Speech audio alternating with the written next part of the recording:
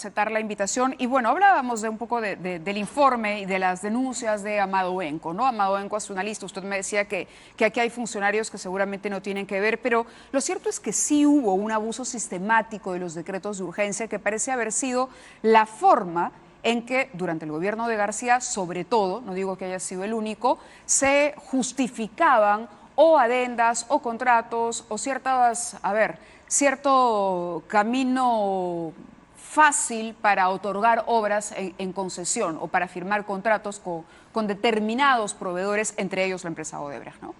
Buenas noches, Mavi. Buenas noches. Bueno, yo creo que son casos, primero, que implican la movilización de gran cantidad de recursos y son contratos complejos. Por lo tanto, si hay duda de la transparencia, la limpieza que estuvo detrás de las motivaciones que llevaron a esas contrataciones, tiene que investigarse. Pero hay que tener claro que una cosa son malas políticas de Estado y otra ya prácticas colusivas o de corrupción que implican desvío de fondos para que alguien salga beneficiado con este tipo de historias. Es verdad que los decretos de urgencia en el pasado se han prestado mucho a estos juegos. Recuerde que hubo una comisión que investigó los decretos de urgencia en la época de Fujimori y efectivamente se habló también de una práctica sistemática en virtud de la cual se utilizaron estos vehículos normativos para posibilitar algunos casos de corrupción. En resumen, yo creo que tiene que investigarse, pero hay que ser cuidadosos para no forzar situaciones en búsqueda de prácticas corruptas que de pronto no existen y se trata más bien de una mala política de Estado, una decisión negligente, equivocada, en fin. Claro. Creo que eso tendrá que decidirlo la investigación. Si la Procuraduría ha decidido formalizar denuncia, debe ser porque cuenta con algunos indicios lo que hemos razonables, publicado, ¿no? Lo que hemos publicado, todo está contenido en la denuncia del procurador, que la tenemos aquí, ¿no? Es decir, toda la información, obviamente no podíamos publicar toda la denuncia, pero la información está aquí y, bueno, la hemos estudiado página por página y lo que hemos mostrado es apenas un resumen, ¿no? Para que la gente pueda entender la forma en que funcionaba esto. Es más, aquí hay otra denuncia presentada también por Amado Enco que está referida más bien al caso del muelle del Callao, al muelle norte, me parece, que es la otra obra donde también está Alan García, Cornejo, se repiten varios nombres, no todos estos vinculados o funcionarios del segundo gobierno, y se habla más bien de un manejo de voluntades. Eso es lo que Jorge del Castillo decía, es un poco torpe creer que Alan García hipnotizaba a sus funcionarios, pero sí de pronto vale la pena reflexionar sobre el uso y abuso de los decretos y de aquí en adelante quizás ser un poco más estrictos, ¿no? Yo siempre he sostenido que una investigación no tiene que ofender a nadie, más aún en un país donde la corrupción y la impunidad han campeado por tanto tiempo. Por lo tanto, salvo que fueran investigaciones manipuladas, digitadas, generadas con mala intención, donde no hay ningún elemento que permita sospechar que ha habido un ilícito, todas las demás deben correr y deben correr, por supuesto, con las garantías del debido proceso para que ponderadamente, y en este caso a raíz de una solicitud de la Procuraduría, la Fiscalía luego pueda evaluar si efectivamente existen elementos que permitan afirmar que se han cometido delitos, que se han distorsionado políticas de Estado para beneficiar a algunas empresas o a algunos funcionarios, y en ese caso todo el peso de la ley tiene que caer sobre los responsables. Así es. Procurador, quería preguntarle por la situación de Pedro Chávarri. Hablábamos con el congresista Gino Costa, ya no es más fiscal de la Nación y él dice que a la luz de lo ocurrido hoy en el Congreso es muy probable que en un tiempo no muy largo Pedro Chávarri tenga que pagar los delitos cometidos con prisión. ¿Usted cómo analiza su salida de la Fiscalía de la Nación, la asunción de Zoraida Ábalos y las decisiones que se han tomado el día de hoy para proceder con las investigaciones de todas las denuncias presentadas ante la Subcomisión de Acusaciones Constitucionales? Bueno, yo creo que felizmente para el Perú, este problema que ya venía convirtiéndose en un problema nacional ha encontrado una salida que me parece que es bastante razonable y mejor que varias de las opciones que se barajaron. Es decir, incluso la propuesta del Ejecutivo. Incluso la propuesta del Ejecutivo, que creo que era un poco forzar la situación, generar, como creo que lo mencionamos en este mismo programa, tenía algunas aristas constitucionales que lo hacían controversial. El hecho de que se haya podido encontrar una solución institucional con la renuncia de Chávarri, que finalmente decidió desprenderse del cargo, y que sea una fiscal titular de rango adecuado quien asuma la conducción de la institución, me parece que es la mejor solución, la más razonable y la que promete, digamos, a raíz de las medidas que ha propuesto la fiscal, enfrentar algunos de los problemas endémicos de la Fiscalía. Y esto tiene que ver, por un lado, y eso creo que es lo gratificante y esperanzador en el país, con un componente de movilización ciudadana muy importante, acompañado de un poder ejecutivo que no ha rehuido los retos que se le han planteado al frente. Hoy se comentaba en la mañana en una de las radios, y esto ha corrido en las redes también, como uno de los directivos de la revista Semana de Colombia, en un artículo que creo que se titula "Quisiera ser peruano", sí, compara claro, la situación de Colombia con Perú y dice, es un hashtag. Mientras que en Perú, es un artículo que ha publicado La Claro. Semana también, dice, ¿no? Le he dicho a mi esposa que quiero hacerme peruano porque mientras en el Perú la ciudadanía se movilizó y logró sacar al fiscal de la Nación, aquí en Colombia con el fiscal Néstor Humberto Martínez todavía no pasa absolutamente nada, pese a que tiene serios cuestionamientos por su relación con Odebrecht. Y hace una serie de comparaciones, dice, mientras en el Perú se hizo una consulta por el gobierno sobre algunas reformas para reducir la corrupción, en Colombia hicimos una encuesta anticorrupción que salió muy mal, la verdad, porque muy débil la respuesta ciudadana, y va haciendo una serie de comparaciones. Y alguien me decía, parece entonces que de acuerdo a los estándares regionales no estamos tan mal, y yo creo que eso es esperanzador en el sentido que efectivamente las fuerzas sanas de este país creo que han demostrado que pueden generar soluciones institucionales como la que hoy día se avisora en la Fiscalía. Por supuesto, esto no debe llevar a confiarnos y decir ya está resuelto el problema. Hay muchísimo que andar, la Fiscalía tiene que revisar algunos de sus problemas estructurales, esa conformación de la Junta de Fiscales, el sistema de elección del fiscal de la Nación, pero si comparamos el hoy con la conversación que tuvimos la última vez o con lo que pasó el 31 de diciembre, estamos bastante mejor. Estamos bastante mejor. ¿Qué pasos tendría que dar Zoraida Ábalos para dejar una huella el tiempo que ella va a asumir la Fiscalía y empezar ese gran cambio que tiene que producirse en el Ministerio Público, que además es plausible que se produzca de la mano de una fiscal, ¿no? Es mucho mejor a que venga una propuesta del Ejecutivo, una comisión de notables e intervenga el Ministerio Público y le diga a los fiscales qué hacer, sino que sea la propia titular de la Fiscalía la que diga, bueno, consciente de esta crisis, empiezo el cambio. Hablamos de la elección del fiscal de la Nación y de la conformación de la Junta. En este momento hay 3, incluyendo Chávarri, que están vinculados a irregularidades. De 5, 3. Es decir, el problema no se resuelve con la salida de Chávarri, ¿no? Por ahí, ¿cómo analiza usted esa situación y ese camino para poder hacer cambios importantes? Creo que lo primero es ser consciente de que la doctora no tiene mucho tiempo, porque tendrá vigencia su cargo hasta que se conforme la Junta Nacional de Justicia y se revise la situación del Ministerio Público, lo cual podría definirse, digamos, en algunos meses o un año. En ese sentido, creo que ella ha hecho bien en decir, ahora que ha asumido la función, lo primero es declarar en emergencia el Ministerio Público. Y me parece que eso es fundamental porque da una señal muy clara de una situación crítica al interior de una institución clave para el país como es la Fiscalía de la Nación. A partir de ahí, ella ha esbozado algunos de los ámbitos en los que cree que esas reformas tienen que darse.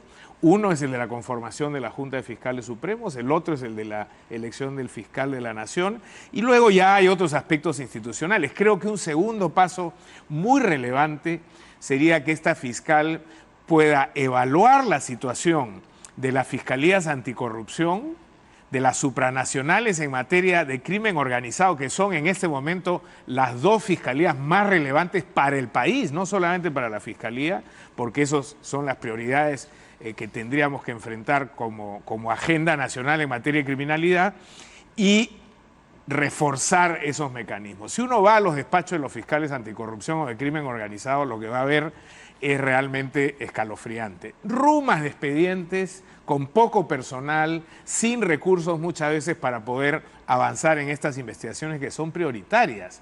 Vemos a estos fiscales que hemos apoyado muchos de nosotros, que nacionalmente cuentan con el respaldo del país, pero sin embargo tienen 6, 7, 8, 10 investigaciones gigantes que evidentemente no van a poder procesar en tiempo adecuado con los equipos tan pequeños que tienen. Entonces creo que tiene que hacerse un análisis de la situación de recursos humanos y económicos, tanto de las Fiscalías de Crimen Organizado como de Corrupción, darles prioridad en la agenda del Ministerio Público e incrementar esos equipos para que puedan avanzar en tiempo adecuado. La gente quiere ver resultados. Si esos resultados empiezan a producirse en el tiempo adecuado, la ciudadanía irá reforzando esa suerte de recuperación de confianza que se ha expresado en estas movilizaciones que hemos visto en los últimos tiempos. Claro, tiene que ir a la par del trabajo que ellos efectúan. O sea, es bien complicado poder sacar adelante, por ejemplo, un acuerdo de colaboración con Odebrecht si uno al mismo tiempo tiene que estarse ocupando de asuntos logísticos menores.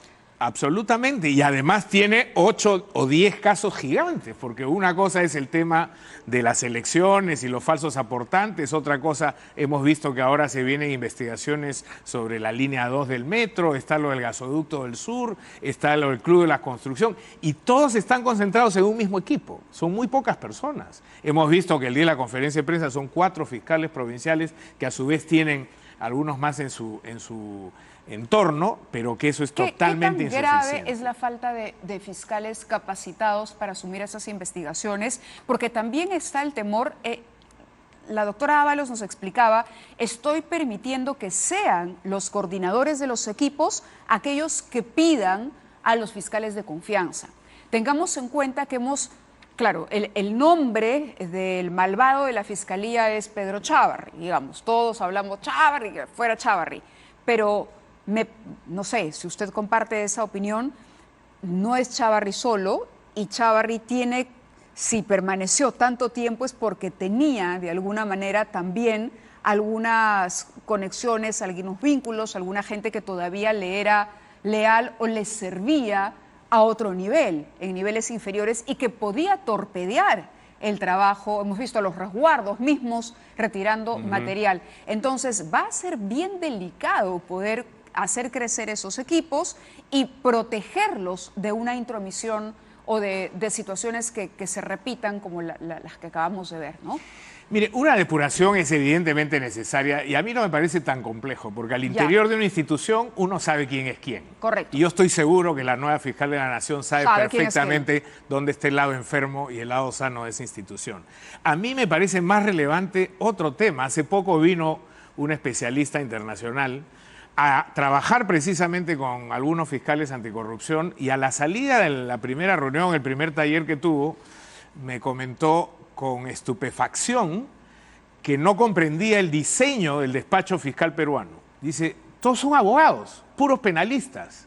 Y estos casos no requieren penalistas para analizar el contenido económico de un contrato, el valor de los tramos de una carretera, la complejidad de un proyecto como Paita o el puerto del Callao.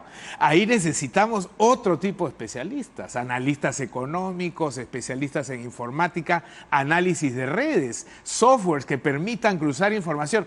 Y aquí creemos que teniendo puros penalistas vamos a resolver problemas de esta complejidad. Estos son problemas multidisciplinarios. Entonces se puede tener un equipo de 10 o 12 fiscales capacitados, honestos, que dirijan una estrategia, pero tienen que tener un equipo que no pasa por tener más abogados, creo yo, sino por tener especialistas en economía, en tributación, en inversión privada, contratos complejos, relaciones corporativas, empresas offshore, que no sean necesariamente etcétera. Fiscales, pueden ser asesores. Por supuesto que no tienen que ser fiscales. Ajá. Esos son especialistas profesionales que son contratados y se integran al despacho fiscal como miembros del equipo que finalmente aportan técnicamente para que luego en el ámbito jurídico se tomen las decisiones A la luz de la adecuadas. información que va a llegar de Brasil, eso es indispensable. Absolutamente indispensable, y tenemos que romper el viejo modelo fiscal de decir acá solo los penalistas pueden manejar esta historia. Eso es falso. Los penalistas entendemos probablemente el 15%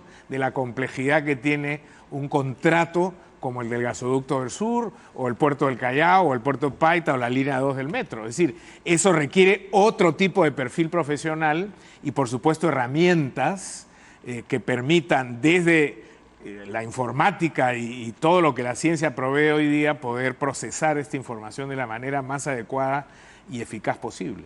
Quería aprovechar su experiencia durante la investigación de lo que fue esta dualidad, ¿no? Alberto Fujimori, Vladimiro Montesinos, la época de corrupción de la década de los años 90, para hacer un análisis de la situación de Fuerza Popular hoy. ¿Cómo analiza la situación de ese partido hoy? ¿Es un partido que ha repetido prácticas? ¿Ve en el caso de Yoshiyama o de Keiko Fujimori algo de lo que había en esta simbiosis Fujimori-Montesinos? Sí, yo creo que hay una transfusión genética de los aspectos negativos que desarrolló el fujimorismo en la época que nos tocó investigar a nosotros. Y era básicamente una estructura muy vertical, muy autoritaria, con muy poco respeto a la ley y dispuestos a arrasar con lo que se les ponga al frente con tal de conseguir determinados objetivos.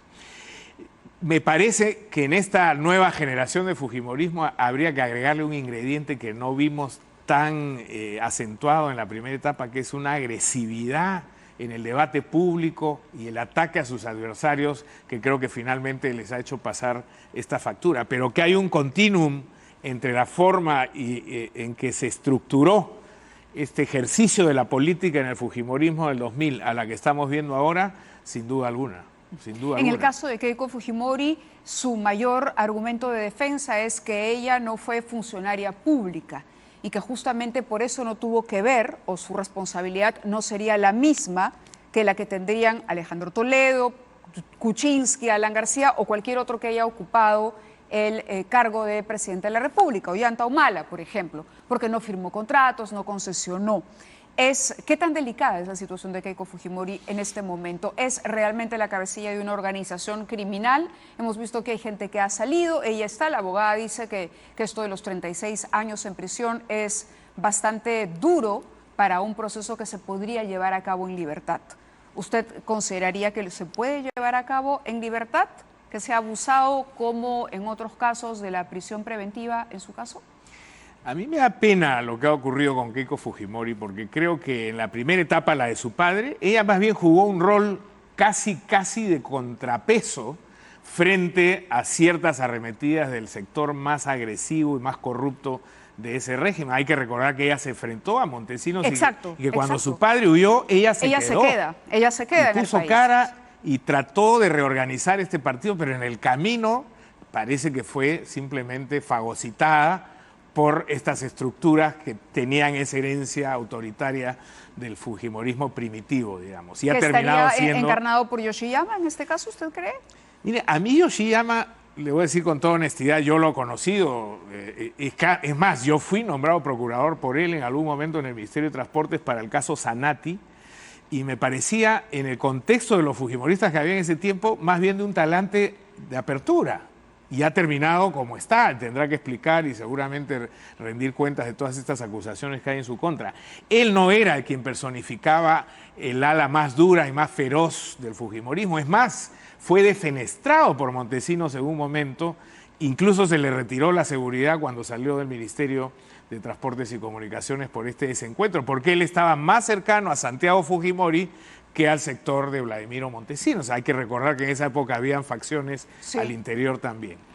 Ahora, sobre que si por el hecho de no ser funcionaria pública tiene menos responsabilidad que quienes son funcionarios públicos, desde la teoría del derecho penal eso no necesariamente es así. A ella se le están imputando delitos que tienen que ver con su capacidad de inducción o de toma de decisión, lo que se llamaría una suerte de autoría mediática. Una persona desde atrás que estructura, instruye, da órdenes para que otros ejecuten, y eso es lo que se ha discutido en esta orden de prisión y ha llevado a la sala a la convicción de que existen elementos suficientes de que habría partido de ella por su posición en el partido y por los elementos que aparecen en otras pruebas que constan en el expediente. De ella habría partido la decisión de tratar de entorpecer la investigación, dinamitarla y obstaculizar el trabajo del fiscal. Y eso justifica esa decisión confirmada por la Corte en días pasados. Aun cuando no haya peligro de fuga, cuando se sostiene. Son alternativos. puede no haber peligro de fuga, pero sí peligrosidad para entorpecer y adulterar el escenario probatorio, suficiente. Si se cumplen los otros dos requisitos, es que haya indicios suficientes y que la pena sea superior a los 4 años de privación de libertad. Nos queda un minuto nada más. Quería preguntarle por la situación del caso Humala. Ya terminó la investigación preliminar, se va a proceder a formalizar una acusación. El abogado de los esposos Humala Heredia ha estado aquí, ha dicho que esto corre, simplemente es cosa de plazo. En ese caso... Bueno, parece que finalmente se va a producir lo que era un clamor casi nacional, es decir, ¿por qué los fiscales no formalizan la acusación si ya tienen toda la evidencia en el expediente, en vez de tratar de alargar la prisión preventiva, ¿no? Ya ha anunciado el fiscal que está preparado y que va a formular esa acusación. Y que tiene 30 días para... Si tiene, digamos, los elementos suficientes, lo que debe ocurrir es que el juez seguramente tomará una decisión condenatoria. Todo indicaría, por lo que ha trascendido a través de los medios de prensa, que en el caso de Toledo y de Humala existe un cúmulo de evidencia que va a ser bien difícil. Y hablan de juicios que no durarían años. Cuando se le pregunta al fiscal, el fiscal dice, le pregunta a un periodista en una entrevista, hablamos de años para tener una sentencia, y dice, no, meses. ¿Eso es posible? Sí, con el nuevo código definitivamente la etapa oral ya en esta fase de acusación y defensa es mucho más breve. Pueden ser audiencias continuadas de muchas horas y seguramente habrá resultados este mismo año. Muy bien, procurador, muchísimas gracias por haber estado con nosotros. Ex procurador. Me van a denunciar por no, por usurpación de funciones. No, ex procurador, muchísimas gracias.